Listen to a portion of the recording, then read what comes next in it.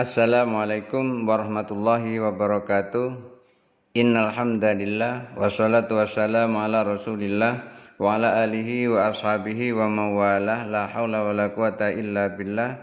Rabbi syrah li sadri wa yassir li amri wa hlul 'uqdatam min lisani yafqahu qawli, amma ba'du.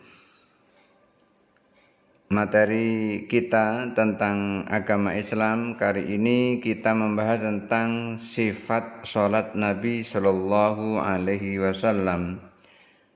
Di dalam pembahasan tentang sifat sholat Nabi Shallallahu Alaihi Wasallam ini adalah dimaksudkan bagaimana cara-cara Rasulullah Shallallahu Alaihi Wasallam itu sholat, sehingga Rasulullah Shallallahu Alaihi Wasallam menyuruh kita melakukan sholat itu tidak harus pas sama persis dengan sholatnya Rasulullah, sehingga Rasulullah sampaikan shollu kama ra'aitumuni usolli, sholatlah kalian seperti kalian melihat aku sholat. Ini artinya aba-aba bahwasanya akan terjadi perbedaan bentuk-bentuk sholat antara yang satu dengan yang lain karena sesuai dengan apa yang dilihat oleh sahabat pada saat Rasulullah sholat. Oleh karena itu Rasulullah sangat bijaksana menyampaikan perintah shollu kama ra'aitumuni usolli, sholatlah kalian seperti kalian melihat aku sholat, bukan shollu kama usolli, sholatlah kalian seperti aku sholat,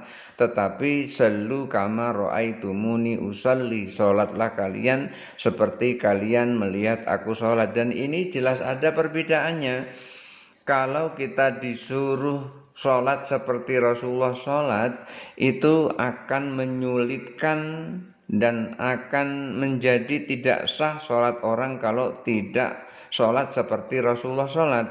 Tetapi ketika seseorang melakukan sholat seperti yang dilihat bagaimana Rasulullah sholat, maka sholatnya itu akan menjadi sah karena mengikuti perintah Nabi, shollu kama ra'aitumuni usolli, sholatlah kalian sebagaimana kalian melihat aku sholat. Di dalam sholat ini ada sholat sendirian, ada sholat berjamaah. Pertemuan yang lalu telah kita bahas tentang sholat berjamaah, bagaimana orang itu sholat berjamaah. Orang sholat berjamaah punya pahala yang luar biasa, punya pahala bisab'in wa isyrina darajatan, 27 kali lipat. Ada juga yang mengatakan bi khamsin wa isyrina darajatan, 25 kali lipat. Ini keutamaan sholat berjamaah. Di dalam sholat berjamaah itu tentu ada imam dan ada makmum. Nggak mungkin sholat jamaah nggak ada imam, nggak ada makmum.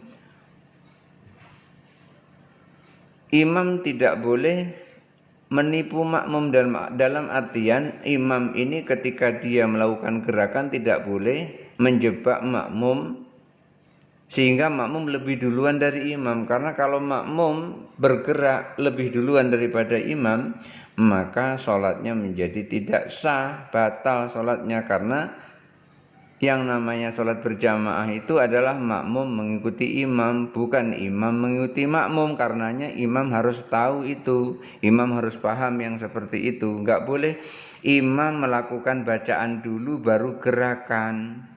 Karenanya kalau jadi imam, imam itu bergerak dulu baru membaca bacaan. Contohnya ketika udah selesai membaca surah Al-Fatihah lalu diteruskan dengan ayat pendek, umpamanya yang paling pendek, Qul huwallahu ahad Allahus samad lam yalid wa lam yulad wa lam yakul lahu kufuwan ahad. Jangan langsung Allahu Akbar, tapi bergeraklah dulu menuju rukuk. Begitu bergerak menuju rukuk baru diikuti dengan Allahu Akbar. Pada pasbar seperti itu posisinya itu sudah rukuk. Kalau yang dilakukan imam seperti itu, maka makmum tidak terjebak.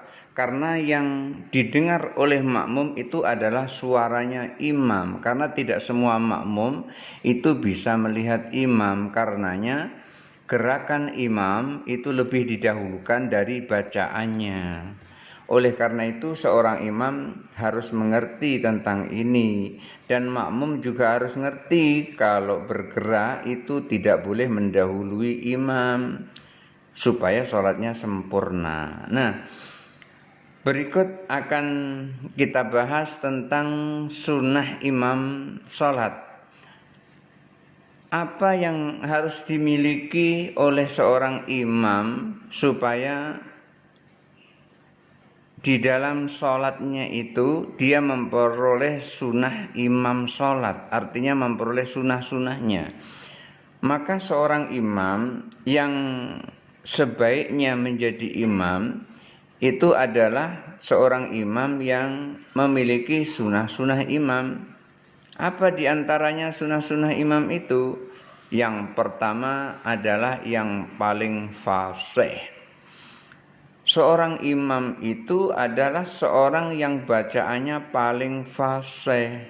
Jangan imam bacaannya belepotan. Seorang imam ketika dia jadi imam bacaan ayat terbalik-balik. Yang seperti ini tidak dibenarkan. Maka seorang imam itu harus fasih bacaannya. Bacaan Al-Qur'annya itu harus fasih. Kefasihan bacaan Al-Quran yang dipunyai oleh imam ini akan menjadikan khusyuknya jamaah. Imam fasih bacaannya, jamaahnya akan khusyuk. Maka jamaah yang khusyuk inilah yang diharapkan dalam sholat berjamaah. Imam fasih bacaannya, makmum khusyuk sholatnya. Maka sholat yang seperti itu begitu diawali dengan awalan yang sempurna seperti wudhunya sempurna, sholatnya sempurna, maka kesempurnaan sholat yang seperti inilah yang akan merontokkan dosa-dosa orang yang sholat. Idza qamal abdu yusalli, apabila seorang hamba berdiri melakukan sholat, utiyat bidzunubihi wa ju'ilat ala ra'sihi wa atikihi, maka dosa-dosanya itu ketika takbiratul ihram akan diletakkan di atas kepalanya dan ditaruh di atas pundaknya. Fakullama raka'a aw sajada, setiap kali rukuk dan sujud, sakotat adzunubu anhu, dosanya itu berguguran dari atas kepala, dari atas dua pundak itu. Maka orang yang sholatnya sempurna akan merontokkan dosa-dosanya. Itulah pentingnya seorang imam itu harus fasih. Ketika fasih, yang dengar enak, jamaah khusyuk. Begitu khusyuk, sholatnya sempurna. Syarat dan rukun telah diikuti, khusyuknya masuk, maka sholatnya sempurna. Sholat sempurna, rontok dosanya. Yang kedua, seorang imam itu adalah orang yang paling faqih. Paling faqih ini maksudnya adalah dia yang paling paham tentang ilmu fikih tentang sholat. Ketika dia faqih, maka orang yang sholat dan ia menjadi imam dalam posisi faqih seperti ini, dia lebih mengedepankan niatnya yang ikhlas di hadapan Allah daripada pujian orang kepadanya. Orang memuji atau tidak memuji, maka yang paling penting adalah Allah yang memuji. Maka orang yang faqih, tahu tata cara sholat, paham dia seluk-beluk tentang sholat, maka inilah yang disunahkan ia menjadi imam. Yang ketiga, kalau sudah sama-sama fasih, kalau sudah sama-sama faqih, maka yang perlu dilihat adalah yang duluan hijrah. Yang duluan hijrah kalau sekarang ini sudah sulit karena kita tidak ikut hijrah. Pada saat itu adalah yang duluan hijrah, maksudnya adalah yang duluan hijrah menuju ke Madinah. Yang dimaksud di sini adalah hijrah yang itu, hijrah menuju ke Madinah. Maka seorang Kalau sudah sama-sama fasih, sudah sama-sama faqih, maka yang perlu dipilih adalah orang yang dulu hijrah. Orang yang duluan ikut Rasulullah pindah ke Madinah dari Mekah Al-Mukarramah karena perintah Allah Subhanahu wa taala. Kalau yang fasih sudah, yang faqih sudah, duluan hijrah sudah, semuanya itu ada sama, maka berikutnya yang perlu dipilih untuk jadi imam adalah yang paling tua. Yang paling tua di sini dalam artian adalah orang yang sudah menikah. Kalau sudah sama-sama menikah, orang yang umurnya lebih tua di dalam pernikahan itu usianya lebih tua. Ini semua sesungguhnya adalah dimaksudkan supaya sholatnya itu lebih mendekati kekhusyuan, sehingga Rasulullah atur cara-cara dan sunah-sunah yang harus dimiliki oleh imam ketika ia akan menjadi imam. Jadi penting sekali orang mengetahui hal ini supaya mengukur dirinya, dia ini sudah pantas apa belum jadi imam. Karena antara imam dan makmum ketika sholat berjamaah itu sama-sama memperoleh 27 derajat. Artinya sama-sama memperoleh 27 kali lipat dari sholat sendirian. Sholat berjamaah memiliki pahala 27 kali lipat baik imam maupun makmum. Karenanya ketika seorang mengetahui hal ini tidak akan berebut jadi imam. Karena jadi imam itu tidak ada lebih besar pahalanya daripada jadi makmum. Kalau pengen lebih banyak pahalanya, jadi muazin. Karena muazin itu mengajak orang, memanggil orang untuk melakukan sholat. Sebanyak itu orang yang sholat, maka sebanyak itu pula pahala yang dia peroleh, tanpa mengurangi pahala orang yang datang melakukan sholat itu.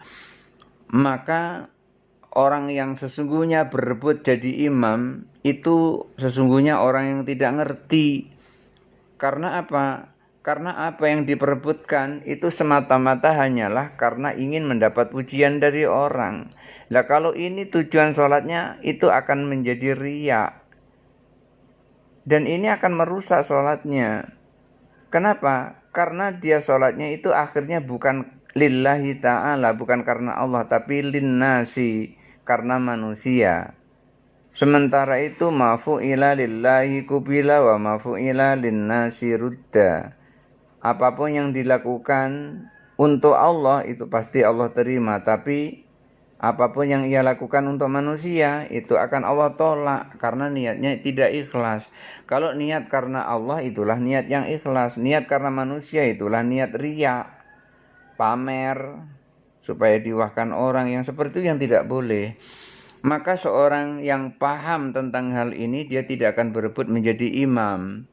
Dan sunah-sunah yang harus dilakukan oleh imam, artinya seseorang itu bisa menjadi imam, itu yang pertama adalah syaratnya yang paling fasih, yang kedua yang paling faqih, yang ketiga yang duluan hijrah, yang keempat yang paling tua. Ini landasannya adalah hadis Nabi sallallahu alaihi wasallam, lima ruya Abu Mas'udin al-Badariyu anna Nabi sallallahu alaihi wasallam qala ya ummul qauma aqra'uhum li kitabillahi ta'ala wa akatsaruhum qira'atan fa in kanat qira'atuhum sawa'an fa aqdamuhum hijratan wa in kanu fil hijrati sawa'an fa akbaruhum sinnan. Berdasarkan riwayat Abu Mas'ud al-Badri bahwa Nabi SAW bersabda, orang itu mengimami sebuah kaum itu adalah orang yang paling fasih membaca kitab Allah Ta'ala, membaca Al-Quran. Orang yang paling banyak hafalan Al-Qurannya. Kalau sudah sama-sama fasih, sama-sama banyak hafalan Al-Qurannya, maka orang itu adalah fa'aqdamuhum hijratan, orang yang paling duluan hijrah. Kalau itu pun juga sama, fa in kanu fil hijrati sawaan, sama-sama juga lama hijrahnya, maka fa akbaruhum sinnan. Yang dipilih adalah orang yang paling tua. Jadi ini adalah syarat-syarat ketika seseorang menjadi imam. Ini harus dipenuhi, tapi ketika memenuhi ini, kalau memang tidak ada semuanya, maka yang ada saja itu kan kalau seandainya ada. Kalau seandainya tidak ada, ya yang ada saja. Tentang sunnah-sunnah imam telah kita bahas, lalu kita akan membahas tentang sholat saat sakit. Karena kan kita tidak selamanya akan segar bugar, mampu melakukan sholat seperti orang normal. Kadang-kadang ada orang itu kadang-kalanya sakit. Lalu ketika orang itu sakit, apa yang harus dilakukan pada saat ia sholat? Orang yang sakit itu bagaimana dia sholat? Ya tentu saja orang yang sakit itu ketika sholat, yang pertama dia harus toharoh. Tetapi kan orang sakit itu toharohnya tidak bisa sempurna seperti orang yang sehat. Maka toharohnya orang yang sakit itu bisa ditoharohkan, bisa toharoh sendiri. Ketika dia tidak bisa toharoh, maka ditoharohkan. Ketika dia tidak bisa berwudu, maka diwudukan. Lalu bagaimana seandainya dia tidak bisa terkena air? Ketika dia tidak bisa terkena air, maka boleh bertayamum. Maka orang sakit itu bisa jadi toharohnya dengan wudhu, bisa jadi toharohnya dengan tayamum. Lalu bagaimana caranya wudhu? Wudhu sudah kita bahas kemarin. Lalu bagaimana caranya tayamum? Tayamum itu adalah mengepakkan tangan ke debu, kemudian diusapkan ke muka, mengepakkan lagi ke debu tangannya, kemudian diusapkan ke tangan kanan, tangan kiri sampai ke siku. Itu tayamumnya. Setelah tayamum selesai, tentu dia menutup aurat. Sudah menutup aurat, tempatnya sudah bersih, paling bersih lah di antara yang bersih yang ada di situ. Maka sholatnya itu kemudian menghadap kiblat. Lalu kiblatnya bagaimana? Kiblatnya adalah semampunya. Ketika dia tahu arah kiblatnya adalah sana, maka arah kiblatnya adalah sana. Jangan ke tempat lain. Lalu bagaimana seandainya dia tidak tahu arah kiblat? Maka ketika dia tidak tahu arah kiblat, ya kiblatnya itu adalah sesuai dengan keyakinannya. Dia yakin kemana ketika melakukan sholat itu, kiblatnya ke arah mana? Ke arah situlah dia sholat. Fa'ainama tuwallu fathamma wajhullah. Kemana saja kamu menghadap, disitulah wajah Allah. Disitulah kiblatnya, kiblat Allah ada di situ. Kan sholat itu menghadap Allah. Makanya kemana saja kamu menghadap, disitulah menghadap Allah. Itu bagi orang yang tidak tahu kiblat. Kalau orang yang tahu kiblat, ya tentu kiblatnya adalah kalau di tanah haram, kiblatnya itu adalah Masjidil Haram. Kalau di dalam Masjidil Haram, kiblatnya adalah Ka'bah. Jadi untuk orang yang sholat di dalam Masjidil Haram, arah kiblatnya adalah Ka'bah. Untuk orang yang ada di tanah haram, maka kiblatnya adalah ke arah Masjidil Haram. Ketika orang itu di luar Masjidil Haram, maka kiblatnya adalah ke arah Mekah sana. Ke arah Mekah diposisikan pada Masjidil Haram, Masjidil Haram diposisikan pada Ka'bah. Jadi kita di Indonesia ini ketika kita sholat, maka menghadapnya adalah ke daerah Mekah sana. Karena di Mekah itu ada Masjidil Haram. Yang wajib pas itu adalah ketika orang berada di dalam Masjidil Haram, maka kiblatnya harus pas menuju Ka'bah. Kalau tidak pas, tidak sah sholatnya karena kiblatnya nampak. Tapi kalau di luar seperti kita di Indonesia, itu adalah dhonni, kira-kira. Karena kita tidak tahu persis apakah saat sholat kita itu pas menghadap Ka'bah atau tidak. Kalau toharoh sudah, kiblat sudah, lalu bagaimana caranya sholat orang yang sakit itu? Kan sholat itu kalau tidak bisa tegak, itu boleh duduk. Nggak bisa duduk, boleh baring miring, miringnya ke kanan, menghadap kiblat. Tidak bisa juga, itu adalah baring terlentang. Maka pada saat itu sholatnya dengan isyarat. Maka yang pertama sekali sholat kalau bisa itu adalah berdiri. Kalau tidak bisa berdiri itu dengan duduk. Gimana sholat dengan cara duduk? Ya takbirnya dalam kondisi duduk. Kemudian waktu ruku agak nunduk sedikit. Waktu sujud nunduk banyak. Atau kalau seandainya bisa sujud ya langsung sujud gitu saja. Nanti begitu mau bangun dari sujud, mau berdiri, ya langsung duduk lagi. Lalu nanti ketika dia ruku, ya nunduk sedikit. Waktu sujud. Begitu seterusnya itu kalau seandainya dia dalam posisi masih bisa sujud. Tapi kalau nggak bisa sujud, ya sedapatnya saja. Cuma nunduk gitu saja. Umpamanya ketika seorang sholat dalam kendaraan, nggak bisa sujud karena tempatnya tidak memungkinkan, ya cukup kalau ruku nunduk sedikit, kalau sujud nunduk agak banyak sedikit, begitu seterusnya. Lalu gimana kalau seandainya tidak bisa sholat dengan duduk? Sholatnya dengan baring miring. Dengan baring miring itu ya gerakan-gerakannya persis seperti gerakan sholat. Maka ketika dia tidak bisa melakukan gerakan fisik, maka sholatnya itu melalui gerakan mata. Kalau ruko ya mata agak redup sedikit, kalau sujud matanya mejem. Begitu seterusnya pakai isyarat namanya itu. Begitulah cara orang sholat kalau dalam keadaan sakit. Lalu bagaimana sholatnya seorang musafir? Sama, yang pertama adalah toharoh dulu. Gimana toharohnya? Toharohnya sama. Kalau bisa ada air ya kita gunakan air. Kalau tidak ada air ya pakai tayamum. Kemudian setelah toharoh gimana? Cari arah kiblatnya kemana. Setelah ketemu arah kiblat barulah siap-siap melakukan sholat. Aurat sudah tertutup, tempatnya suci, pakaian suci, badan suci, tempat untuk sholat suci, menghadap kiblat sudah. Lalu gimana caranya? Caranya ketika orang itu dalam keadaan musafir itu ada keringanan. Apa keringanannya? Keringanannya adalah bisa dijamak sholatnya. Zuhur bisa dijamak dengan asar, maghrib bisa dijamak dengan isya. Maka boleh dia sholat zuhur sekaligus sholat asar. Gimana caranya sholat zuhur sekaligus dengan asar? Caranya adalah dengan jamak, namanya bisa jamak takdim, bisa jamak takhir.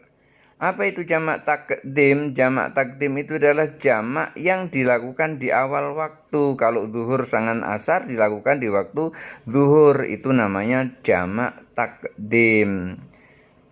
Kalau jamak takhir itu zuhur asar dilakukan di waktu asar. Makanya orang yang melakukan sholat dengan jamak takdim itu niatnya umpamanya begini: usalli fardhu zuhri jam'an qasran ilaihil asru rakaataini mustaqbilal kiblati adaan lillahi ta'ala. Atau kalau nggak bisa ya cukup aku sholat zuhur dijamak dengan sholat asar, dilakukan di waktu zuhur 2 rakaat karena Allah Ta'ala. Ini jamak qashar. Tapi kalau jamaknya adalah jamak biasa tidak qashar, tetap 4 rakaat. Usalli fardhu zuhri 4 rakaatin jam'an ilaihil asru lillahi ta'ala, atau mustaqbilal kiblati adaan lillahi ta'ala. Kalau nggak bisa seperti itu, dalam hatinya nyebut aku sholat zuhur 4 rakaat dijamak dengan asar karena Allah Ta'ala. Itu kalau sholatnya sholat zuhur. Jamak biasanya adalah usolli fardhu zuhri 4 rakaatin jam'an ilaihil asru lillahi ta'ala, atau mustaqbilal kiblati adaan lillahi ta'ala. Kalau sholatnya itu qashar, usalli fardhu dzuhri jam'an qasran ilaihil asru rak'ataini mustaqbilal kiblati adaan lillahi ta'ala. Pokoknya seperti itu niatnya, atau yang penting dalam hati itu tahu kalau itu sedang sholat jama atau sholat qashar dengan dijama. Yang penting hatinya menggiring ke situ. Kemudian yang kedua adalah jamak takhir. Jamak takhir itu adalah jamak yang dilakukan di akhir waktu. Kalau zuhur asar dilakukan di waktu asar. Jadi niatnya adalah usalli fardhal asri jam'an ila zuhri arba'a raka'atin mustaqbilal kiblati adaan lillahi ta'ala. Itu kalau tidak qashar. Aku sholat asar ku jamak pada zuhur 4 rakaat karena Allah Ta'ala. Kalau qashar gimana? Usalli fardhal asri jam'an qasran ila dhuhri rak'ataini mustaqbilal kiblati adaan lillahi ta'ala. Seperti itu seterusnya. Juga sholat isya dan sholat maghrib juga seperti itu. Inilah cara-cara ketika seseorang sholat sakit dan ketika seseorang sholat dalam keadaan musafir. Kita semua harus paham itu. Mudah-mudahan ada manfaatnya. Wallahul muwafiq ila aqwamit thoriq. Wassalamualaikum warahmatullahi wabarakatuh.